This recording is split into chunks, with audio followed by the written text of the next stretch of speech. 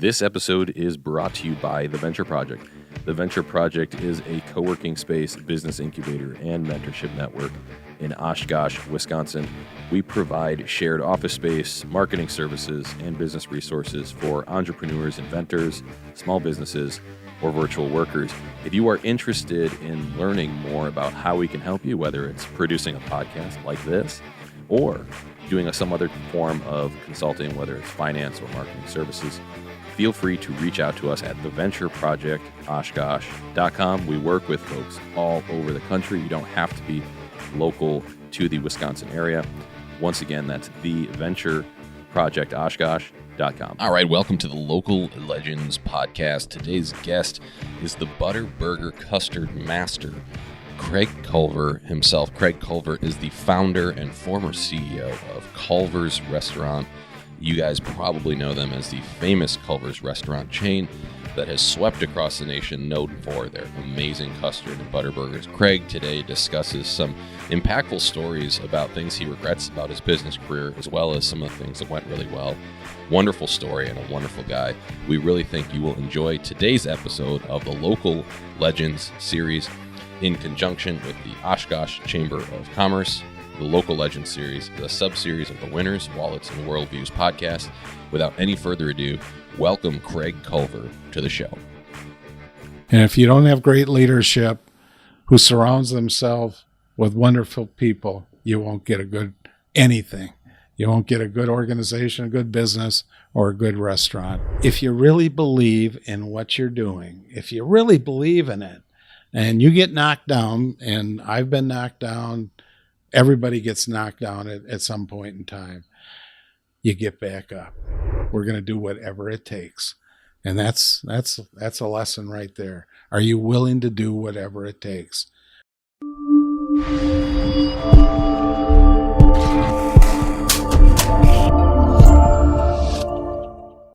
Well, thanks everybody for joining us today. This is the Local Legends Podcast, where this is a partnership that the Venture Project and the Oshkosh Chamber of Commerce combine and collaborate to find some different local business personalities, leaders, or entrepreneurs that have some Oshkosh roots. And towards the top of our list was Mr. Craig Culver himself over here, the founder of the Midwest sensation Culver's.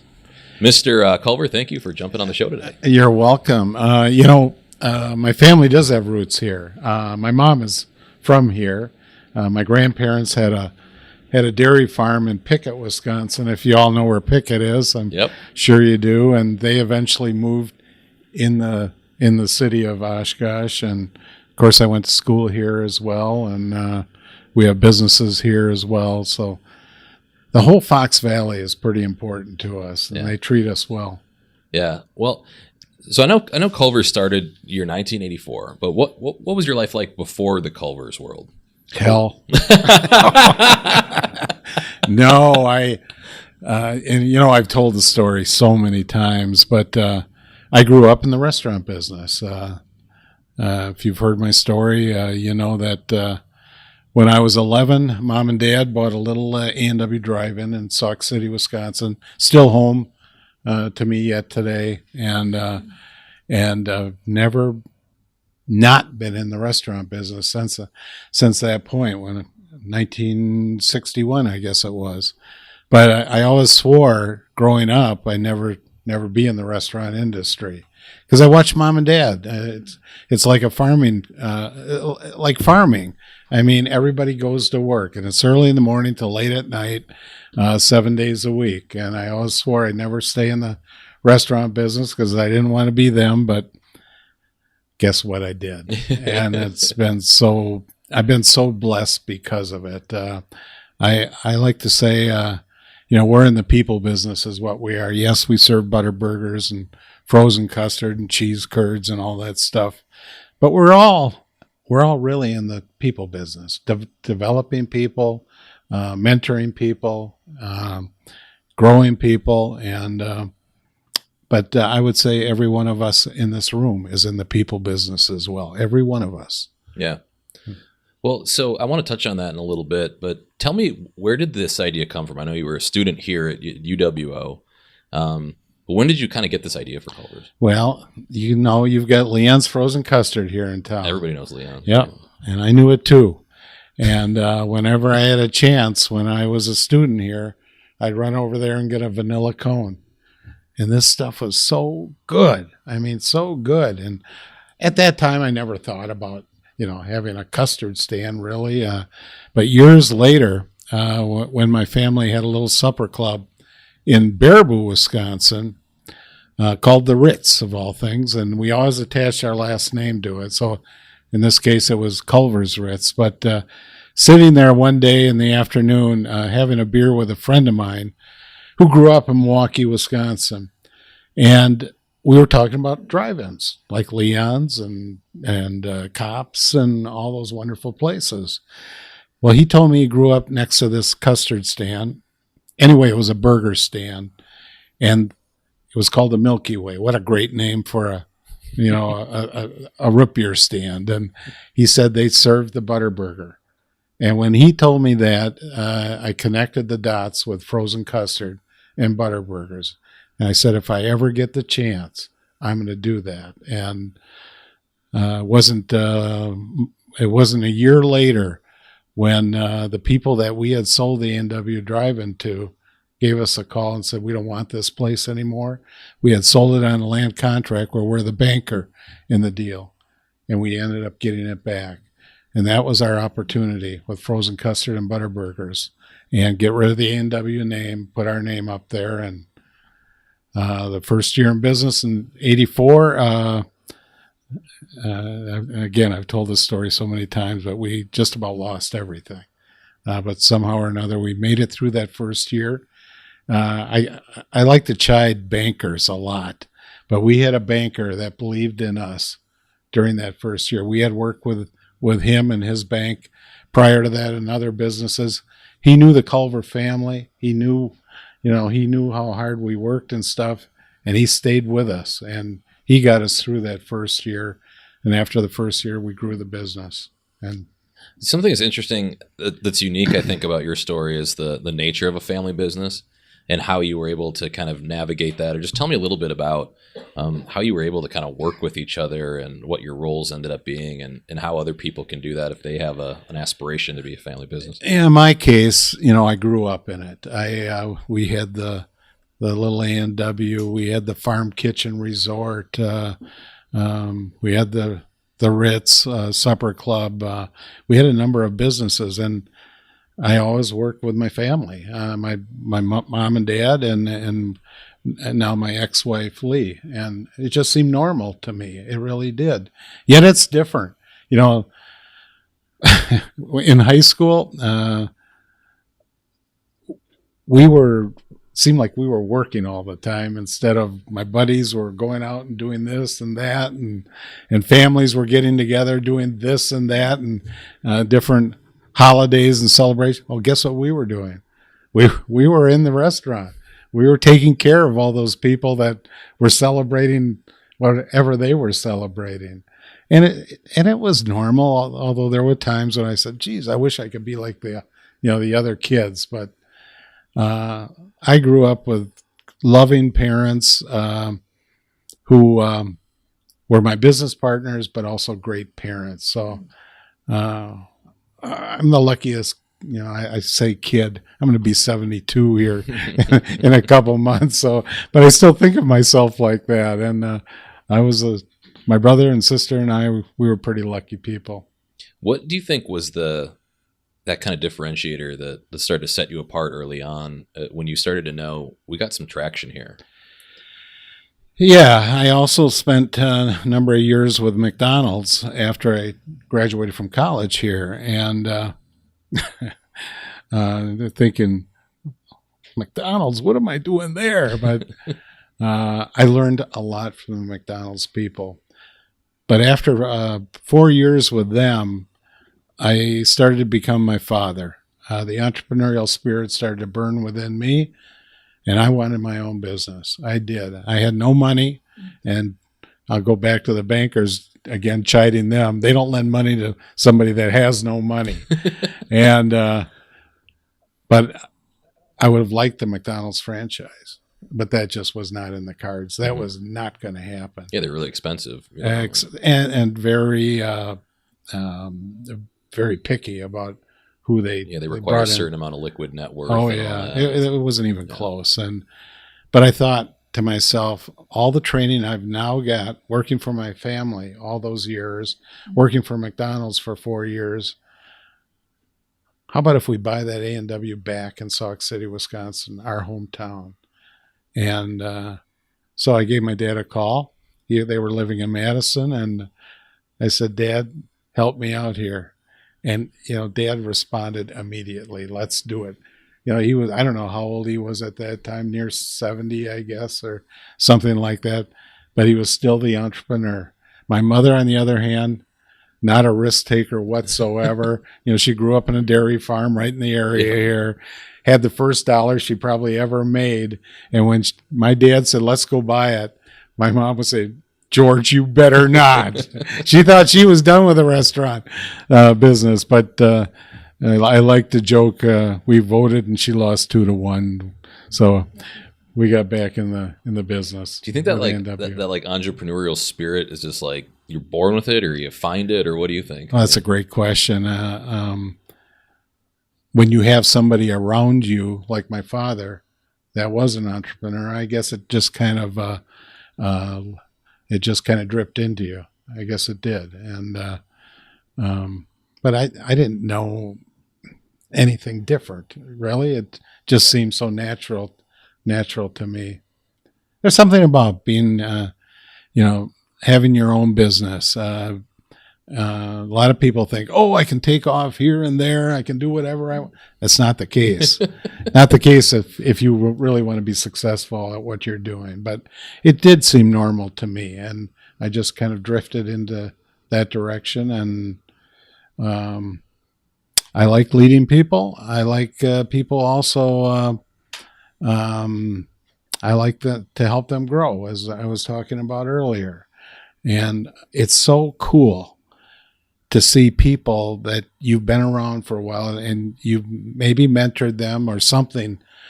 They got something from you, and to see how they develop over years. We've got so many people at Culver's that have been with us a long time, and to think that you may have had a little bit to do with the people that they've become today, not only as business people, but also as just people. You've seen the confidence in them as business people, but also just wonderful people as well. Tell me a little bit about early on in Culver's when the business started to grow and you made the decision to start franchising. How did that go about? How did that happen?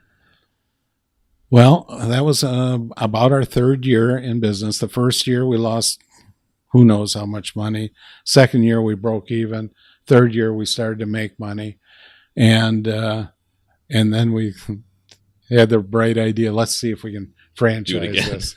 Let's see if we can franchise this thing. And at that time we had 3 of our own restaurants. So you can call them company restaurants, corporate restaurants, whatever. But Culver franchising had not been born yet. But my father and I, we decided let's give franchising a try. And I'll never forget, in that third year, it was a busy Sunday. And this woman comes up to me at the counter and says, "Don't ever franchise this thing. You'll ruin it if you do." It just sticks in my head to yet today that I tell you that. But we gave it a shot anyway. And in 1987, we opened our first franchise restaurant in a town about 45 minutes from Sauk City.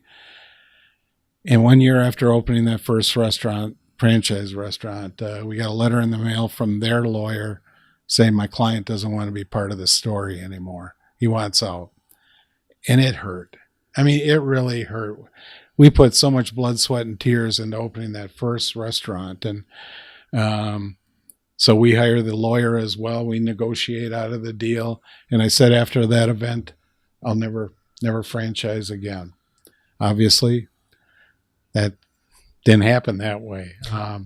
Time heals wounds, fortunately. And it was in 1990 when we opened our first successful franchise restaurant, and that was in Baraboo, Wisconsin. And just this last Monday, we opened another restaurant in Glendale in Milwaukee area, and that's number 861. Oh my gosh! Wow. Yeah. And well, the last 2 years we've opened over 50. In the year of the COVID, in 2020 we opened 50 restaurants. 2021 we opened 51 restaurants. Now, it's not that important to me how many restaurants we open, but I mean things they've been rolling, and we've got a pipeline with a couple hundred restaurants in it that have to get open over the next few years. So, but I got to tell you this, one thing my dad told me many years ago, he said, Culver, it's not important how many restaurants you have. What's important is how many good restaurants you have. And if you don't have great leadership who surrounds themselves with wonderful people, you won't get anything. You won't get a good organization, a good business, or a good restaurant. And Dad drove that into my mind, and I knew we had to have great people in order to make this thing a true success. Let's talk about that for a second, because I think one thing that most people notice about the Culver's business is the consistency, restaurant to restaurant. The quality is unmatched, I think, among most people. Most people would argue in the restaurant business, the franchises seem to be all pretty consistent. What was the secret sauce to get that going? How do you keep such good quality throughout? I just told you. The people. I just told you. You've got to surround yourself. The first time we franchised, that one that didn't work, I just thought, well, this is easy. You just find somebody that's interested, and you're assuming they're just like you. Well, that's not the case. If they don't show up for work, the owner doesn't show up, what kind of message is that sending to all the team members and to the guests as well? So, I was so naive when we first franchised a restaurant, that first one, and I've learned a lot over the years as we got much better at it. And our training program when we started was a couple weeks. Today it's 17 weeks of training before a franchisee ever opens their first restaurant, and that is so crucial. And part of the deal with a lengthy training program is yes. You're going to learn the business. But what it also does, it grows the relationship between you and the franchisee. And I'll call that culture, is what I'll call that. And one of the most important things, the most important thing with any business or organization, it's culture. And you can have a good culture, or you can have a very negative culture. It's our intent not to just maintain culture, but to grow our culture. And you do that with people. You don't do that with a ButterBurger or frozen custard, any of that. You do it with people.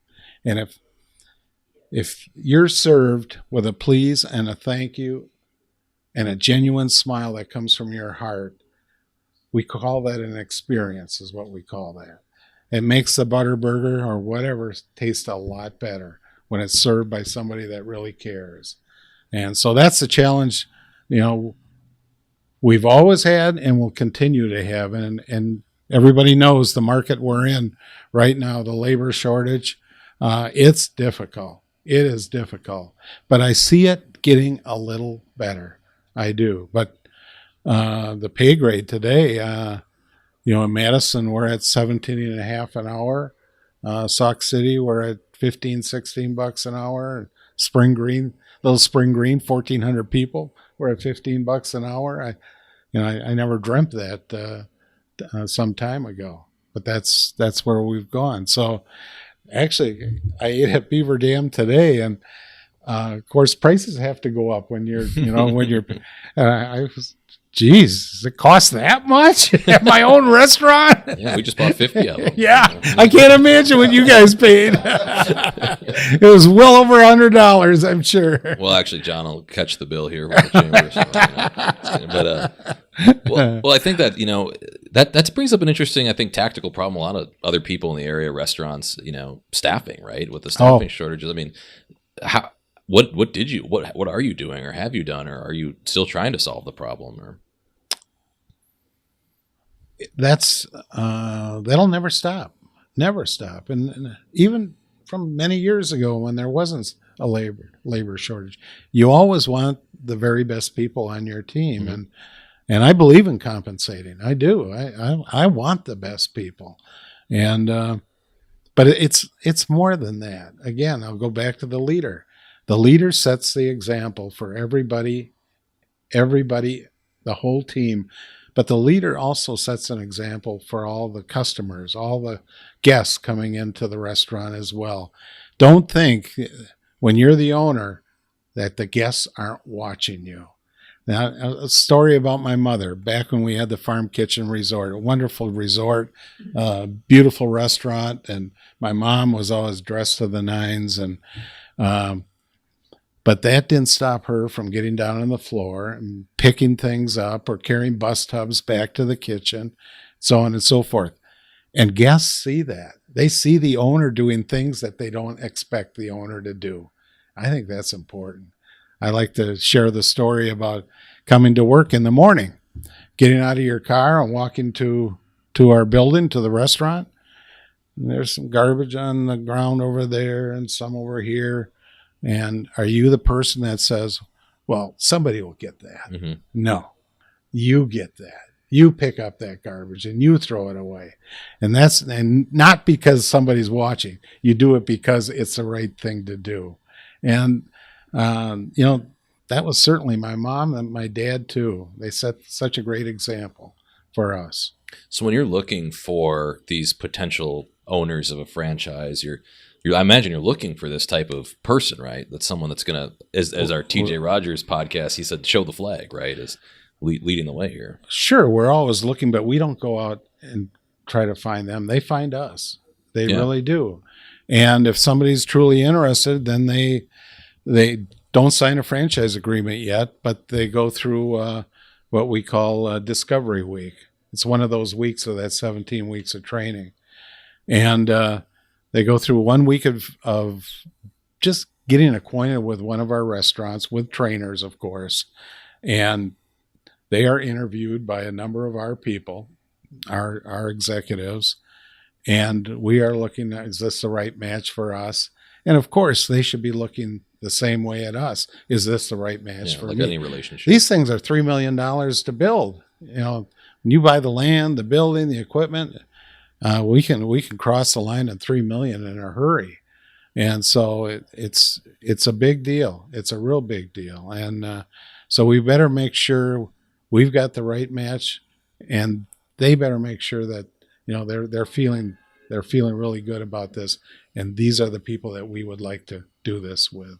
So you mentioned, a little earlier that we're all in the people business, yep. right? And that it's relevant to all of us. Talk a little bit about that. I mean, what are some good lessons that I think young entrepreneurs or other business leaders listening to this need to know now? It's not always about the money. It isn't. Although you've got to make money, you do. And we went through, times when we didn't make money. But if you really believe in what you're doing, if you really believe in it, and you get knocked down, and I've been knocked down, everybody gets knocked down at some point in time, you get back up. You get back up, and if you really believe in what you're doing, if you really have passion for what what your business is or organization is, you don't give up. You just don't give up. And that very first year at Culver's, I was close to that. But I was fortunate to have my family around me. And even though my dad and we had plenty of arguments about lots of different things, he was there for me. He was. And my wife was there for me, and my mom was there for me. And they said, Craig, we're going to do whatever it takes. And that's a lesson right there. Are you willing to do whatever it takes? Are you willing to go in very early in the morning, stay throughout the whole day, and go home late at night? And that's not so easy to do. If you got a young family and stuff, that is not easy. So balance of life is a difficult thing, especially for a young business person. with young children and such, it's very, very difficult. That's why, husband and wife, they've got to they got to talk a lot. They got to communicate a lot, and they got to understand each other and the issues that both are going through, whether it's at home with the children or at the business. And in order for them to really get through it and be happy doing it, they have to communicate. And communication is a two-way street. Listening is a pretty important part of that. I'm not a marriage counselor, by the way, by any means, but communication can solve a lot of problems, though, I've found. Yeah, let's hope. But communication is so key. Yeah. Well, so just listening to you speak, you have a lot of drive. You have a lot of intensity. I mean, what are some of the personal tactics you've learned to adopt, the kind of lessons of success that you found personally in your kind of routines and rituals? Well, I like to be humble. I don't like to. I don't ever want me or any one of our team members saying something poorly about a competitor. Just don't do that. You may think about it, but don't do it. And so being humble. Success can be very fleeting, by the way. You can have it one day and it can go the other way in a hurry if you're not engaged in the business, if you're not taking care of business. But like I said, having the attitude of doing whatever it takes. And I'll tell you what, right now in America, I don't know if that attitude is out there so much. And honestly, for businesses that do have that attitude, it's making their business better. And they're gonna beat some people up because they've got a different attitude than what they are. I'm sorry to say this, but America's soft right now. They are. And don't write that down. Don't write that down, because I'm not going to get political here. But I think we need a different mindset in America than where we are right now. Well, what do you think? Not to dig in too much. Don't go there. But I think what you're talking about here is, I think, the kind of some classic virtues of discipline, consistency, being able to do hard things, right? Absolutely. Nothing's free. Nothing is free. You've got to earn it, and that's just my mindset. But there's a lot of people that don't have that mindset. Yeah, they think, things are free. I have a right to that, and so. Yeah. Probably know which side of the aisle I'm on. Well, you're very impressive, and you're going to this UWO entrepreneur Shark Tank kind of stuff, thing that today. When these guys pitch stuff to you, what are things generally that you like to look at as good ideas? If someone approaches you with an investment or an opportunity, what's something that you just won't touch with a 10-foot pole, and what's something that actually piques your interest usually? Well, I'll recognize whether there's true passion behind the people that are pitching tonight. Okay. I've been doing this from the get-go with UW Oshkosh. They have a great entrepreneur club, and other universities have caught on to this, but Oshkosh is one of the early ones, and one of the best, I think. But I'll recognize if there's passion there, and that's key. Are they just pitching something to pitch something, or do they really believe in what they are pitching? And that's key. And then they've got to tell a story as well. And that it's important that they're telling that story and not stumbling over themselves when they tell that story. So you're gonna find out how well rehearsed they are as well, or they just trying to get into this tonight and just ramble through it. But in the past, especially the last couple of years, people know what they're talking about, and they are very passionate. But you're looking for new ideas as well. One of the things with Culver's is I didn't want to be like the company that I had worked for. I wanted to be different than them. I wanted to serve fresh food. I didn't want it sitting there in a bin. and taking it. I wanted crinkle cut fries. I wanted to be different in that respect. I wanted frozen custard. I'll never forget a gentleman that, again, I won't mention the names, but a gentleman that has a very successful frozen custard business in Milwaukee yet today told me way back when, you can never be successful in a chain business with frozen custard. You know, when somebody tells you something you can't do, but you believe you can, you're going to go at it even harder. And, you know, I like those little things when somebody tells you, yeah, you can't do it. Yeah. Yes, I can. Watch me. Well, I think there's kind of 2 points that are interesting there is just this idea of differentiating yourself and kind of the strength of the founder, the passion of a founder going into something if they truly believe in it or if they're just trying to make a quick buck. There was another venture capitalist type that was in here and said the same thing. He said, well, 80% of what we look at is strength of founder. I was like, that's really an interesting metric. I would have thought you're looking for projections and all this stuff. So we look at strength of founder. So to hear you say that is another affirming. Well, that's a little scary as well because, you know, how long is the founder going to hang on? Portillo's, wonderful company. Well, they were sold, 2 years ago. And I wondered after that, how are they going to hang in there? Because this guy he was the business. I serve on the board of Quick Trip with a K. And Don Zitlo, Don is our patriarch. Don is 87 and still the CEO. But the job of a board is also to path a way for succession. And geez, when Don isn't there any longer, but you know, that's the job of a board. So it continues the way it should continue. I wonder how we're going to do when Don exits. He's as sharp as a tack yet. But I think founders are important. I do. I'm not the CEO any longer, but I'm still very involved not in a day-to-day business, but lately it seems like I am. So, but love what I do. I just, I love it. Yeah. Well, looking out into the future, what kind of, industries, or at least in maybe the restaurant business or other industries you're associated with, trends do you start to see that would be good ideas for people that are interested in solving problems out there? Well, technology comes to mind, but I am just not. That's not me. Hey, we were talking about NFTs before. Yeah, what?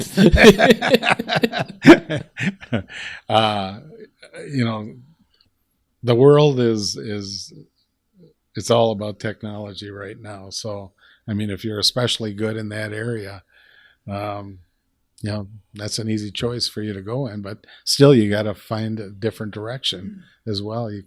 One of the brightest people in the world, I think, is Elon Musk.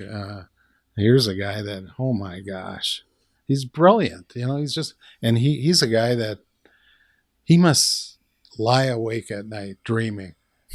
What a visionary he is, and where he has gone with Tesla and the SpaceX and things like that. And so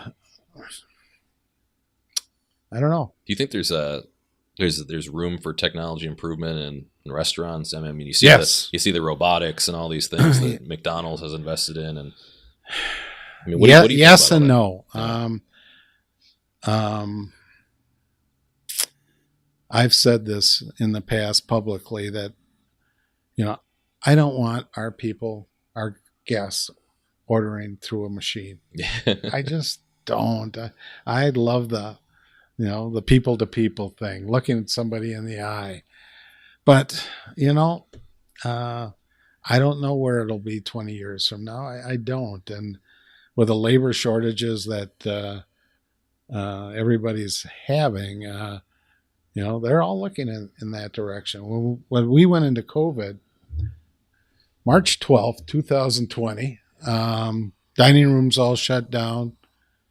We weren't ready. nobody was ready for this, but I mean, you know what I'm trying to say. Yeah. Technology-wise, we were not ready. We did not have online ordering ready. We did not have any double drive-throughs ready. And yet we were busy as can be. Hate to even say it, but we crushed it. We just did. But we became the slowest fast food restaurant in the world at that time. The lines at drive-through were out to the streets and stuff. But it showed us that, and I'll take the blame for that, because I'm not a great technology guy, and I was kind of poo-pooing some of that stuff that we had been working on, and then, boy, it came and we needed it, and found out how wrong I was. So founders aren't always right by any means, not by any means. But technology will become bigger and bigger in our industry, just like any industry. Bitcoin, where is Bitcoin going to fit into our business? It's going to fit in there, or something like that is going to fit in. And do we accept that now, or do we wait? I think right now we got to learn more about it and see if there's a way for that to fit into our business. Yeah. One thing, and this is just one of, as a fanboy of Culver's, whose idea was this cheese curd burger? I want to shake the hand of that guy that came up with. I'll give Quinn Atkins credit on that one. And it was just a joke. It really was. What a great joke. On April 1st of what? April 1st of 2020? I think that was it. We put that out, that a new sandwich at Culver's, April Fools. But we got so much interest in that we Quinn, he's our chef, and he created that thing. And I don't know if any of you got one or not, because we were out within hours when that came up. People were lining up at 8 o'clock, and we opened at 10 or 10:30. People were lining up at drive-through at 8 o'clock to get one of those silly things. But saying silly, it was actually pretty good. It really delicious, was. Yeah. And will it come back? Don't write this down either, okay? I hope it comes back, but too. I hope we're a little more prepared for it. It'll come back for one day only, though. It's not something that's going to go on the menu. Well, I think there's a lesson in there too of allowing people to be kind of creative with what they create, right? Absolutely. And at Culver's, with the custard, we can be so creative with how many flavors desserts. you're up to now, or whatever. Who knows? I don't even know. But we can do so many different things. Yeah. Yeah. Well, I want to give a few moments for folks in the audience that might have some questions here. Reed, you want to grab a mic? We just ask, if you do ask Craig a question, that you use the microphone so we can get this on the record. Because we found out that people in the audience usually have a lot better questions than I do. Where's the mic? It's right back here. We got anything here? Yeah, Jake. First of all, Craig, thank you for coming. I hope you don't take lightly how inspiring your story is, especially in a room full of entrepreneurs. Some of your stories about almost going out of business and stuff like that. My hairs on my arm stood up, and I hope that's really inspiring for us. So thank you for that. My question is, you've talked about this idea of balance, not only with work versus your family life, but you're not above going and picking up trash on the ground or working with your frontline people. But clearly you've done a really good job at scaling your business, where you're creating 50 restaurants a month. A year. What's that? A year. That's what I meant, a year. Sorry. Yeah. Did you ever struggle kind of with that balance of working in your business versus the big picture, or does that question kind of make sense? Working in the business versus working on the business. Yeah, on the business, and knowing if you should be too involved with the operations, or you're getting too into the details of it, and you need to take a step back and lead. Does that make sense? I was the worst. Okay. I mean, it was Culver's. I have 3 wonderful daughters, and you know what? I probably wasn't the best father. I wasn't, because it was Culver's, and when I was at home, what I was thinking about was Culver's. Mm-hmm. And of course, I'm not the only one. And, when you're at work all the time, you think, well, geez, I really should be home, and you just got to get past that. You have to. And like I was mentioning, especially with a new owner, with a young family and stuff, ooh, it's difficult. It really is difficult. But I heard Indra from PepsiCo. Can't think of her last name, but she was the CEO of PepsiCo for 10 years. And I remember her talking about this. And she had her husband stayed home with their children. And Lee pretty much stayed home with our children as well. Yet she worked some too with us. But I remember Indra saying, you know what? You just got to get past it. You just got to get past it. Do what you can. And, when you're at home, you try and be the best father or mother that you can be. And when you're at work, you try and be the best manager, CEO, president, whatever you are as well. Balance doesn't end there. You need time for yourself as well, and you need time for your spiritual self as well. And it takes time to get some balance there. And I wasn't very good at it. I got better, as we had the business longer and longer, but it's always been a struggle for me. Always. I don't have a good answer for you. The answer I do have is do the best that you can at all walks of your life. And I feel over time, you'll become better at all walks of your life. So I think thank you. An interesting follow-up to Jake's point was the idea of looking at the business of, how in the weeds do you go versus how visionary do you want to be? Well, I'm an in the weeds kind of guy. I'm a hands-on, I'm an operations-driven kind of guy, and yet I was also always a visionary as well, and I literally would think of things in the middle of the night and write them down and take them in. and some of my team members will tell you about some of the things that I dreamt up, and they were absolute failures. What was one of those? Oh, one of them was because I'm a foodie too, and one of them was this chocolate bar. So a custard chocolate bar sounds pretty good, right? Sounds outstanding. You got or vanilla custard on a stick, and then you dip it in this chocolate, and it hardens, kind of like the Dilly bar at Dairy Queen, what they had, and it absolutely flopped. There's too many things that I say enough bad things about myself, so I'm not going to say more. But yeah. Well, so what do you like? What's your process for that? Do you just try out the idea and give yourself kind of a little runway to give it a shot? And that's my mindset. We'll try it out, and if it flops, it flops. No big deal.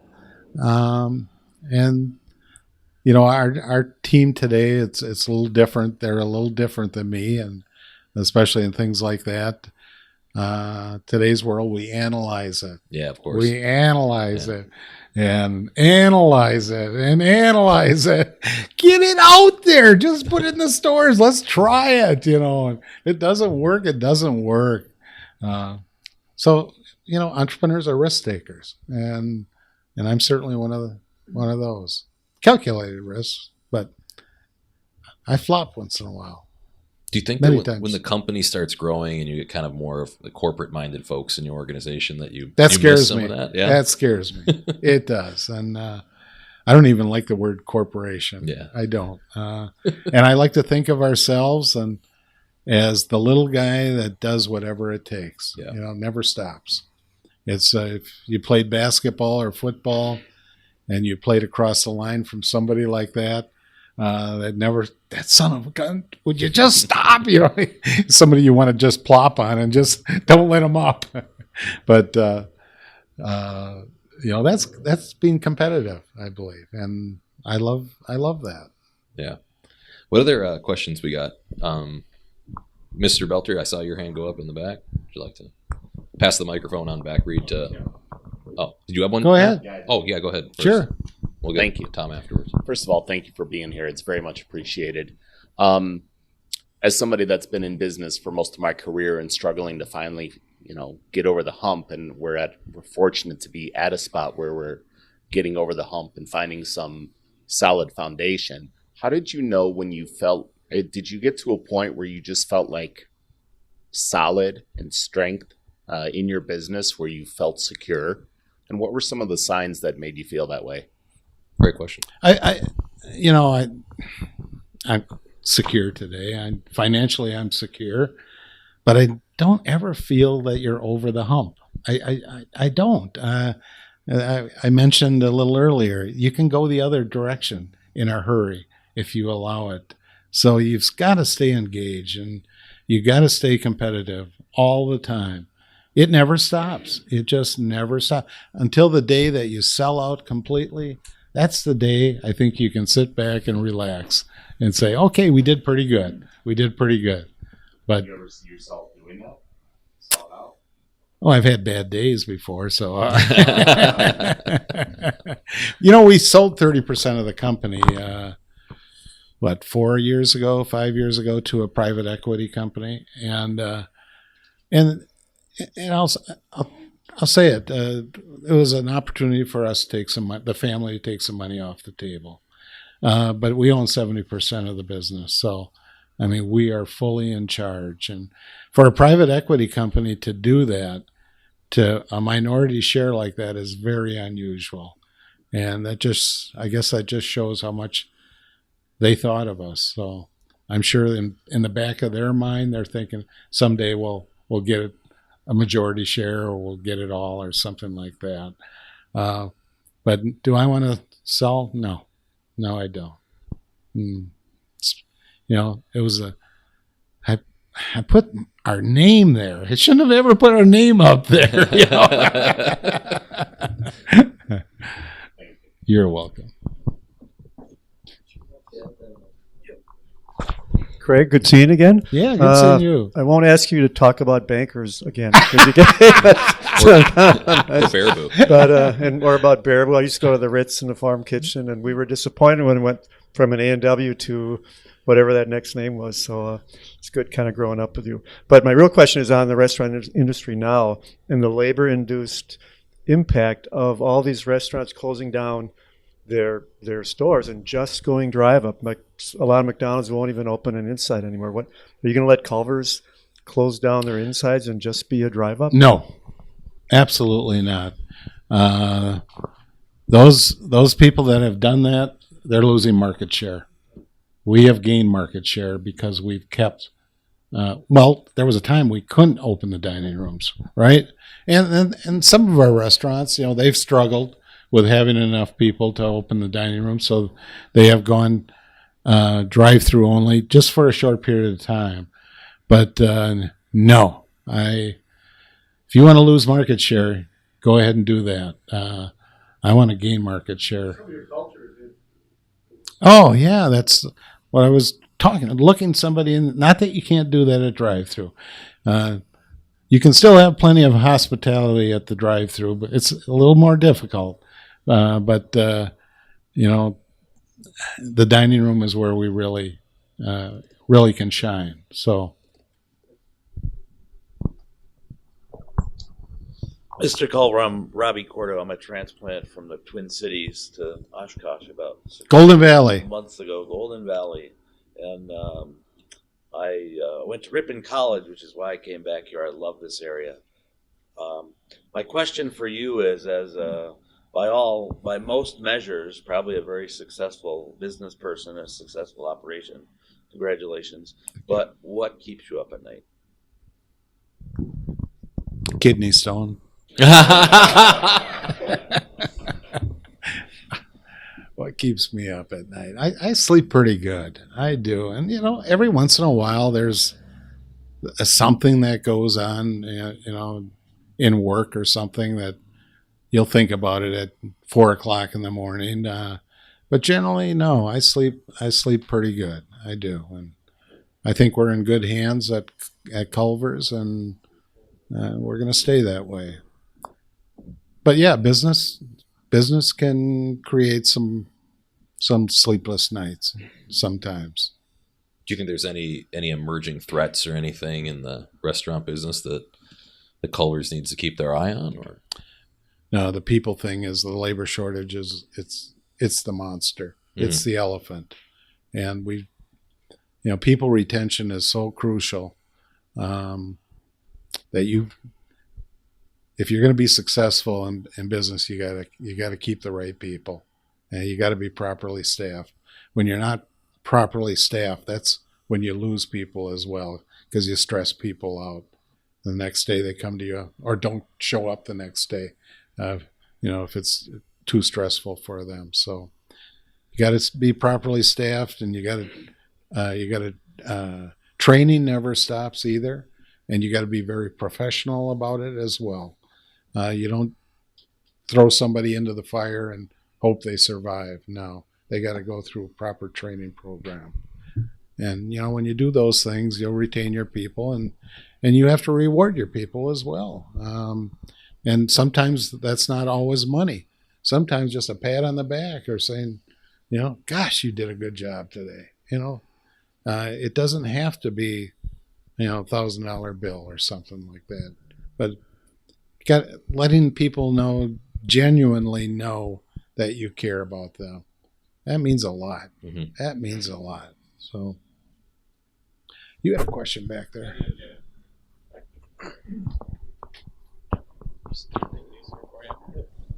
So thank you again for being here. My question to you is, real quick, how old were you when you started? Well, Culver's, I was 34. 34. Yeah. Okay. Can you talk about some of the sacrifices that you had to make, maybe for some young entrepreneurs that they might have to make, or that you had to make when building a business? Yeah. Like relative to your peers, probably. I was just sharing those, balance of life. Yeah.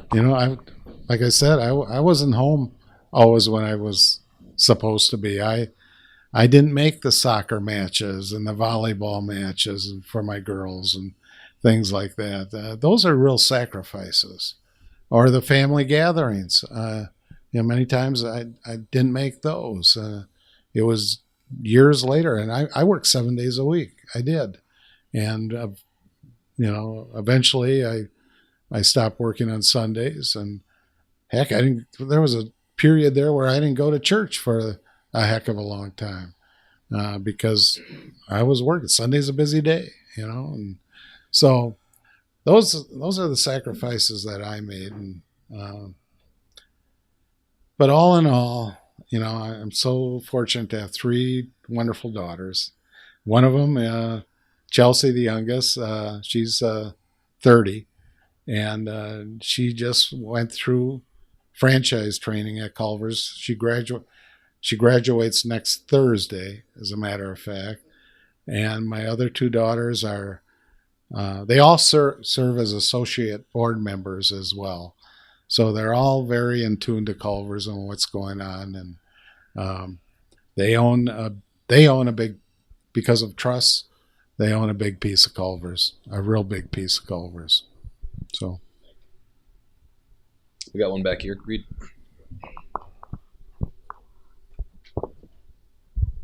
So it was interesting to hear that you say you're on the board at Quick Trip, and the reason I say that is when you look at chain type businesses that you go to, and I own a business myself, and I'm acutely aware of customer service and the traits of people behind counters and things like that. And years ago, I traveled probably 300 nights a week, and I said these claims of we have the friendliest people at Holiday Inn or whatever. It's like that all depends on the franchise owner. And, that's right. And the reality is that they fall short often. But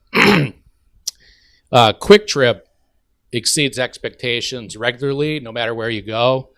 And other big places, and not to pick on Casey's, but in town as a difference, the quality of the service and the attitude and the friendliness is there's no comparison, right?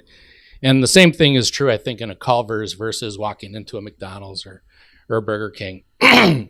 Excuse me. So I'm kind of curious, did you pass that culture to the Zietlows, or did they pass that to you?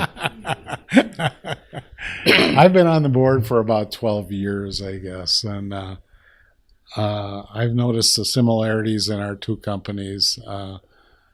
I'm honored to be on their board. They have taught me a lot. They are truly in the people business as well. Oh, yeah. Well, Don, if you met Don, you'd know why. Mm-hmm. He is just smart as can be, but a peach of a guy as well. And that's why I say I worry a little bit when Don says no more. Yeah. So, if I'm not mistaken, he's comes from a farming family as well. Is that right? Don worked in the grocery store business. Oh, okay. For many years, and he worked with Reinhardt. And John Hansen. Now, John Hansen is a dairy farmer, or was a dairy farmer. The three of them started Quick Trip. Okay. And then Reinhardt died, and they bought his shares out. And then in the year 2000, I believe, Hansen and Zitlow said, "You buy me, or I'll buy you." And Zitlow's ended up buying them out. Okay. One last thing. So we subscribe to a third-party survey to make sure we're serving our customers as we intend. and our business is built on the notion that, the difference between good care and great care is a great caregiver. And so we only hire about 1 in 25 applicants. We go through a real thorough process to make sure we're only getting the best of the best. And I would imagine your franchises are going through a similar thing like that. But no, we'll hire all 25. Well, so anyway, when we get these surveys, one of the things they ask caregivers is how well do you think you're appreciated, or how is appreciation shown? And I got the opportunity to meet you once before, and I don't know if you remember, but we give away Quick Trip cards when we want to incentivize people to do something, pick up an extra shift or whatever. But when we want to show appreciation, we give Culver cards. Oh, and thank you. And excuse me, we give out a $5 gift card, and in those surveys, there's probably in the neighborhood of 6 or 7 caregivers surveyed every month, and I would guess that 4 of them mentioned the Culver's card that they got. They make all the difference. So Thank you. Thank you. I appreciate that very much. We got any last questions? Because we're knocking down time soon. We got Katie with the Northwestern over here, so don't say anything dumb now. I've said it all. No, I'm just curious. Like, I mean, I told you I started Culver's when I was 14 years old. It was technically my second job, but my first real job. And I know it like very personally. I'm just curious, like, how you look at the whole industry now. Like, it's become this big thing. I'm just curious if it's still very personal to you. And secondly, if you had known it was going to get this big, would you have done anything differently when you started? When you say the industry, you mean Culver's, or you mean just Culver? I'm just curious how you see Culver's now, because I still picture the Culver's that I worked at, but obviously it's much bigger. It's 800. Well, I take it very personally. I do. I mean, it's very close to my heart. But the second part of the question was what? If you would have known how big it was going to get, would you have done anything differently when you started? No, I would have told you that we would never get this size. I can't believe it yet today. I mean, going from 1 to 2 restaurants, guess what? You're doubling in size when you do that. And that was not an easy thing for us to do. And then we did the third, and I never, people ask me, did you have a grand plan? No. No, I don't think many entrepreneurs have a grand plan. There's a lot of luck involved, but there's a lot of passion involved as well. And it's never been that important to me to see how fast we can grow. It isn't. As my dad said, you got to take care of what you got. And what you have is what will also help you grow into the future if you're doing it the right way. And that's why we don't market franchises for sale, or we don't do that. Like I said, they come to us, and I believe every restaurant that we open is a marketing opportunity to grow our business, but also to take care of more guests, take care of more customers. So, and to develop more people with opportunities. You see, we have a lot of people like yourself that started with us when they were 14, 15, 16 years old. I'll bet we've got 100 of those people that are now owners of Culver franchises. It's called a mentoring program that we do. And I'll tell you what, that's something that really warms your heart. And they take our culture along with us when they open their restaurant. Florida, for example, we've got 80-some restaurants in Florida right now. And I'll bet at least half of those came from Wisconsin. I'll bet that, and it started with us, at a Wisconsin restaurant when they were 15 or 16, and now they're owners of their own restaurants. Snowbirds. Arizona's the same way, yeah. My brother lives in New York City, and he wants to open Culver's there, so that's his end game. You think New York City will ever get a Culver's? He's gonna bring it there. My last question is, what's your favorite flavor of the day? What's favorite flavor of the day? Yeah. Vanilla, of course. I got a gallon of it sitting over here if you guys want to test it out.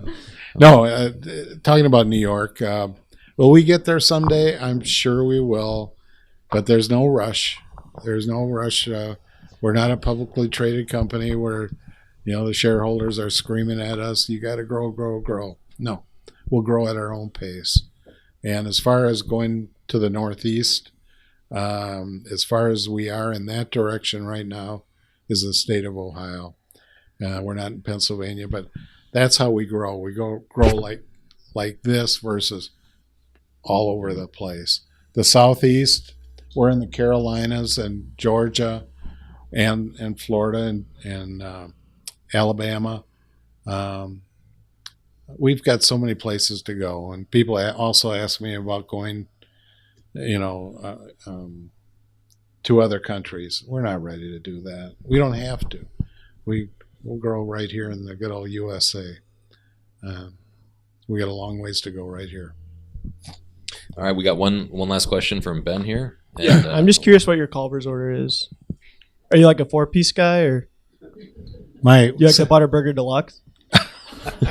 I do. I like the single deluxe. Yeah. So like, what's your order though? Like when you drive through a Culver's? Well, I've tried to.